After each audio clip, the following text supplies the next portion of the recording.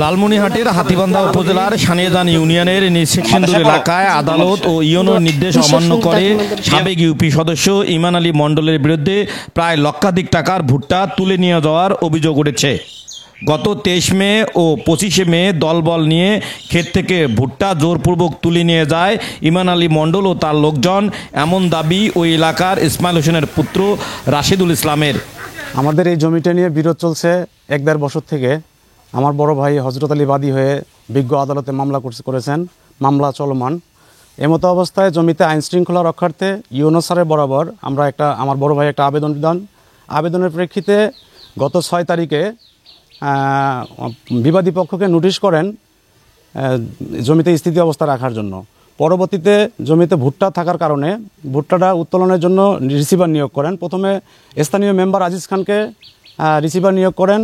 পরবর্তীতে YONO sir এখানে তদন্তে এসে পরিস্থিতি খারাপ দেখে আমাদের হাতীবান্ধা থানা অফিসার ইনচার্জকে রিসিভার নিয়োগ করেন। আমাদের ওসি স্যার এখানে এসে 30 শতক জমির ভুট্টা উত্তোলন করেন এবং নিলামে বিক্রি করেন।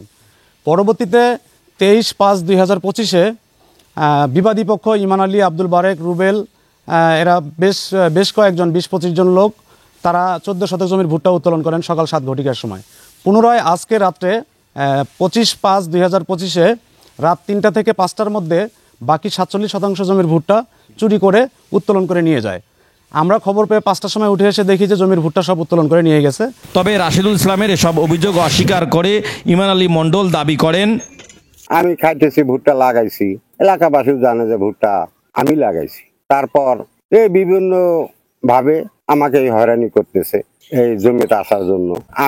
ভুট্টা আমি উঠায় নিছি। হাতীবান্ধা থানার ওসি মাহবুব নবী জানান, রিসিভার নিয়োগিত জমির ভুট্টা তুলে নিয়ে যাওয়ার ঘটনায় আইনগত ব্যবস্থা নেওয়ার প্রস্তুতি চলছে। আর হাতীবান্ধা উপজেলা নির্বাহী কর্মকর্তা শামীম মিয়া জানান, কেউ যদি আদালতের নির্দেশ অমান্য করে তার বিরুদ্ধে আইনি ব্যবস্থা নেওয়া হবে। যদি অভিযোগ আসে তারা আবার তদন্ত করে দেখবে যে ওনারাই করেছেন কিনা। বিরোধী পক্ষ করলে অ্যাজ ইট ইজ যেভাবে আদালতের নির্দেশনা ভায়োলেট করার জন্য সে তারা তদন্ত প্রতিবেদন দিতে পারে, আদালতকে জানাতে পারে। কারণ হচ্ছে আমাদের দায়িত্ব হচ্ছে আদালতের নির্দেশনা পরিপালন করা।